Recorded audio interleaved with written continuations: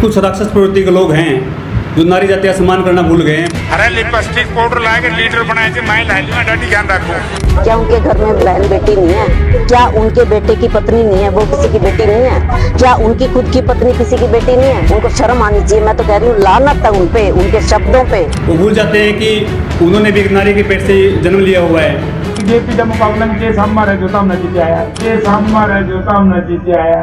उनको क्या इतने भी सोचने की शक्ति परमात्मा ने नहीं दी कि वो क्या मुंह से बोल रहे हैं? उनको ये भी पता नहीं है। किलायत की जनता, कैथल जनता, हरियाणा जनता की मूर्ख नहीं है। सबको पता है कि आपका वो बयान श्वेता रो को लेकर दिया गया था। आज का सबक ये किलायत की जनता सिखाएगी, कोई दिक्कत नहीं। और ये जनता देखेगी। अब महिला क्या केवल वोट देने के लिए है? आपसे घटिया चित्र तो किसी का है ही नहीं है जो नारी जाति पर इतने अपशब्द और इतने अपमानजनक शब्द बोलता है। तो आपका चरित्र है कहाँ पे? क्या आप इसी बात को अपना चित्र मानते हैं? रामपाल माचार्य जी हैं। रामपाल माचार्य 3 बार यहाँ से रह चुके हैं, 2 बार पाई से रह चुके हैं विधायक, 1 बार रह चुके हैं किलायत से। वो कुछ भी नहीं कर पाए।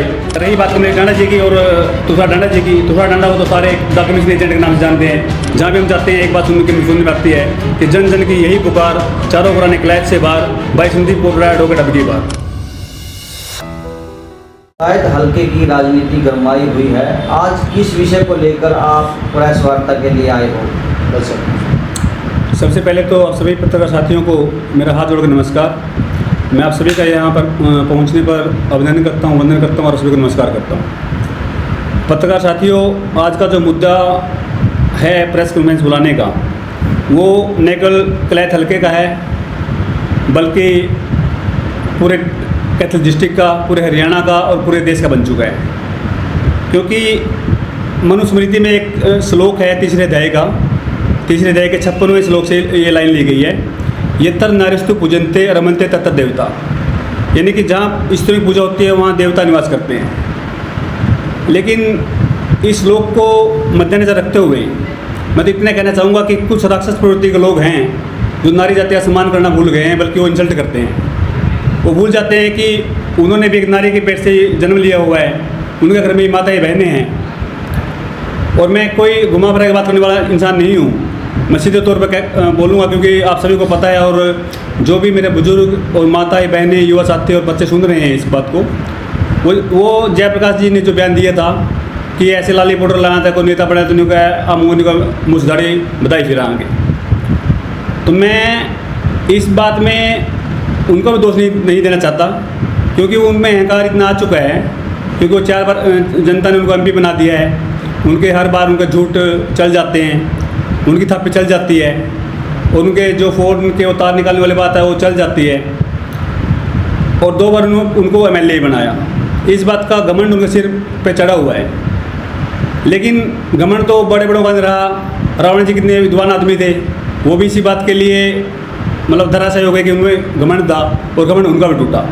और घमंड इस बार जनता इनका भी तोड़ेगी, क्योंकि इनके मुँह से निकली हुई बात और तीर से निकला हुआ कमान कभी वापस कभी नहीं आता। तो ये तो किलायत हल्का में बल्कि पूरे हरियाणा में एक बात जा चुकी है कि जयप्रकाश जी लाली पाउडर वाले बयान से चुनाव हार चुके हैं। ये बात तो निश्चित हो चुकी है। और 2 बार जयप्रकाश जी, मैं एक इंटरव्यू सुन रहा था, अपने मनदीप शर्मा जी हैं गुना गाँव से, उन्होंने इंटरव्यू दे रहे थे। वो बड़ा मतलब इतनी बेशर्मी मैं कहूँगा कि वो आँखों में आँखें डाल के इतनी बेशर्मी से कह रहे हैं कि मैंने ये पहली बार नहीं बोला, ये तो मेरी आदत है, मैं बार बार बोलता रहता हूँ। एक बार कमलेश डांडा जी को मेरे को याद है, किलायत में एक जनसभा कर रहे थे, कमलेश डांडा को बोला था कि अरे निकरा लोगों था ना केस के बना दिया, केस हम मान गए। तो कमलेश डांडा जी, हालांकि चलो हम हमारी राजनीतिक विरोधी पार्टी में हैं और राजनीति अलग बात है, वो चलती रहेगी, लेकिन हम कमलेश डांडा जी हमारी माता के समान है और नारी जाति का मान सम्मान करते हैं। और जो लाली पाउडर का बयान दिया गया है, वैसे जयप्रकाश जी कहते हैं कि मेरा किसी जाति विशेष को नहीं दिया या किसी धर्म को लेकर नहीं कहा गया। लेकिन साफ तौर पर मैं कहना चाहता हूं जयप्रकाश जी को कि किलायत की जनता, कैथल जनता, हरियाणा जनता इतनी मूर्ख नहीं है। सबको पता है कि आपका वो बयान श्वेता डुल को लेकर दिया गया था।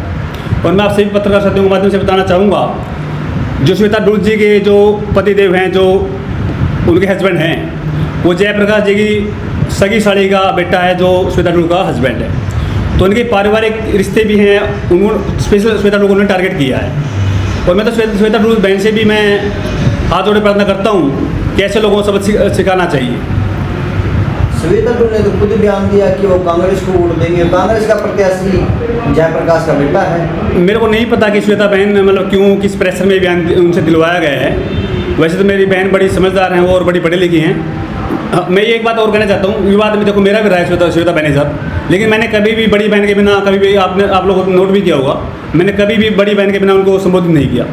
राजनीतिक विरोध है वो चलता रहेगा, लेकिन मैं हमेशा नारी जाति की इज्जत करता हूँ। श्वेता बहन को मैं अपनी बड़ी बहन कह के हर जगह बोलता हूँ। जो आपके बयान की बात कर रहे हो, पता नहीं किस प्रेशर उन्होंने दिया होगा।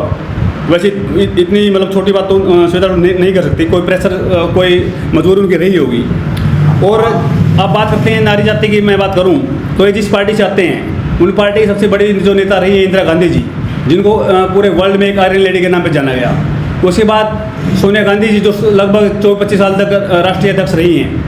अब बात करें तो पार्टी कमान राहुल गांधी जी और प्रियंका गांधी जी के पास है। जो हमारी पार्टी का मतलब कांग्रेस पार्टी का रहे हैं ये उससे नारी जाति सम्मान नहीं कर सकते, तो सोनिया गांधी और प्रियंका गांधी का क्या मान सम्मान करेंगे? आप भी मैं तो नहीं, अब मैं कांग्रेस पार्टी में नहीं हूँ। अब मैं आज़ाद प्रत्याशी तौर पर मैं चुनाव लड़ रहा हूँ।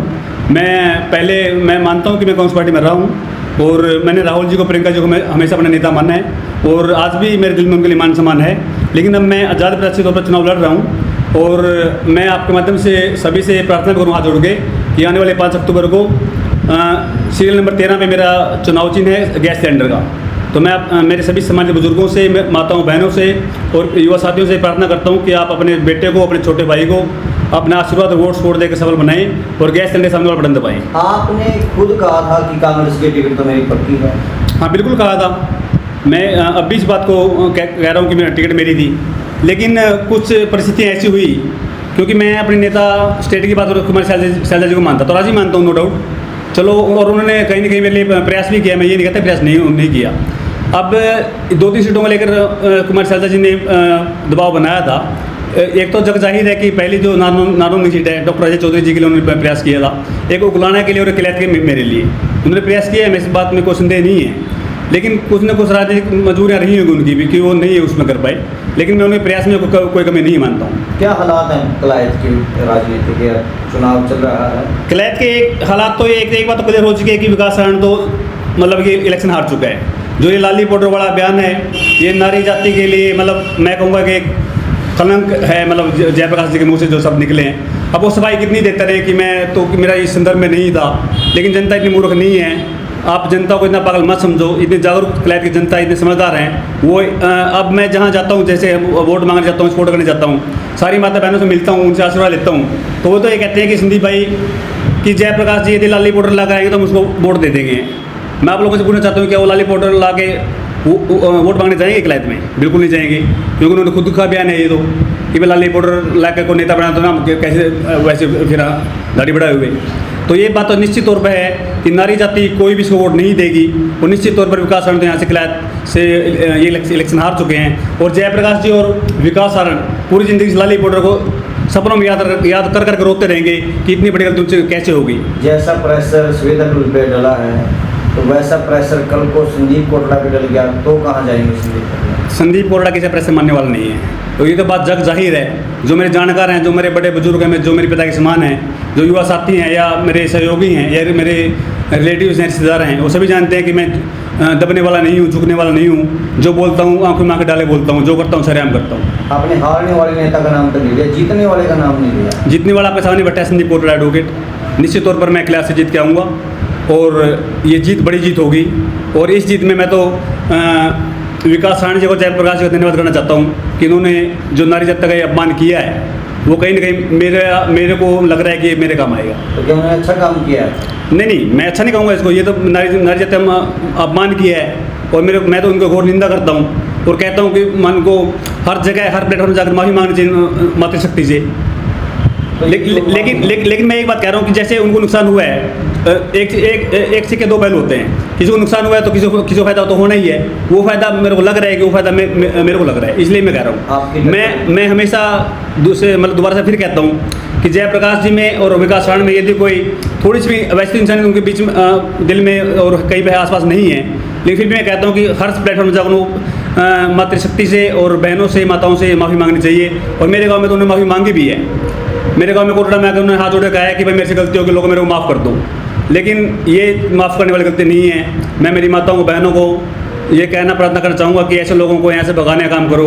और मैं बार बार कहता रहा हूँ, जहाँ भी हम जाते हैं एक बात सुनने में आती है कि जन जन की यही पुकार, चारों खुराने क्लैच से बाहर, भाई संदीप कोटला एडवोकेट अब की बार।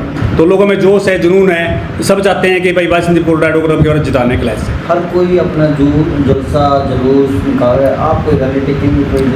बिल्कुल टेकेंगे। ये 27-28 के आसपास हम प्लानिंग कर रहे हैं। जैसे मेरे बुजुर्ग मेरे को जो आदेश देंगे या युवा शक्ति मेरे को सलाह मशवरा देंगे, हम उनके दिशा निर्देश के अनुसार 27-28 मतलब 30 से पहले मैं कोई बड़ी रैली करूँगा। और उस रैली में आप लोग खुद देखोगे, मतलब पूरा क्लैच का पूरा हरियाणा बोलेगा कि क्लैच से संदीप कोटला एडवोकेट जीत चुका है। मुद्दे तो बहुत सारे हैं, मुद्दों की तो कमी है ही नहीं। क्लैच में हुआ है क्या आज तक? जो जिन मैं 4 राजनीतिक ग्रामों में बात कर रहा हूँ, उन 4 राजनीतिक ग्रामों ने अपना और अपने बेटों का और अपने रिश्तेदारों का विकास किया है। अब मैं बात करूं, जैसे रामपाल माजरा जी हैं। रामपाल माजरा जी 3 बार यहाँ से रह चुके हैं, 2 बार पाई से रह चुके हैं विधायक, 1 बार रह चुके हैं क्लैच से। वो कुछ भी नहीं कर पाए।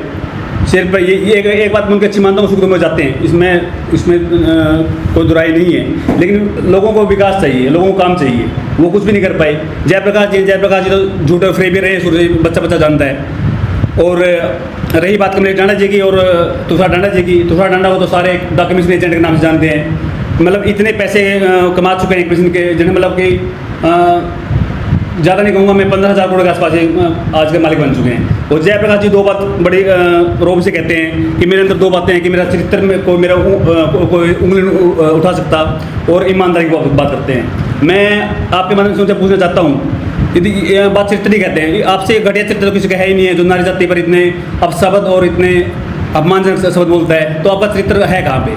क्या आप इसी बात को अपना चित्र मानते हैं कि आप नारी जाति का अपमान करेंगे आप? और रही बात ईमानदारी की, मैं आप लोगों के माध्यम से कह रहा हूँ, और मैं नहीं कह रहा, जो जयप्रकाश जी के साथ पिछले 25-30 सालों से वो कह रहे हैं कि जयप्रकाश जी आज के टाइम में 25-30 हज़ार करोड़ मालिक है।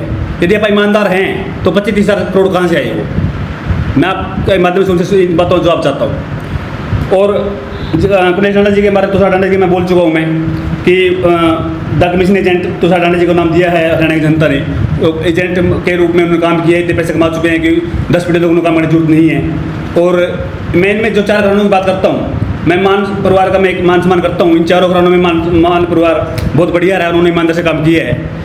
लेकिन वो परमात्मा की चलो मर्जी है, उनकी उसका आगे किसी के चलते नहीं है। वो भगवान प्यारे हो गए, बोबी जी भी भगवान प्यारे हो गए, वो तो चलो राजनीति पीछे हट चुका है। लेकिन मैं इतना मानता हूँ कि उन्होंने ईमानदारी से काम किया है, और उनके वर्कर आज भी उनका मान सम्मान करते हैं। लेकिन जो बाकी 3 रह गए, इन तीनों को क्लैच ने बार मतलब बना के देख लिया है, मौका दे के देख लिया है। अब की बार क्लैच की जनता किसी नए चेहरे हो चाहती है, जो युवा हो, शिक्षित हो, जिनके मुद्दों उठाता हो। आपने मुद्दों में बात की थी, मुद्दे बहुत हैं, शिक्षा का है, स्वास्थ्य का है, सफाई का है, और खेलों का है, स्कूलों का है, बहुत सारे मुद्दे तो बहुत सारे हैं।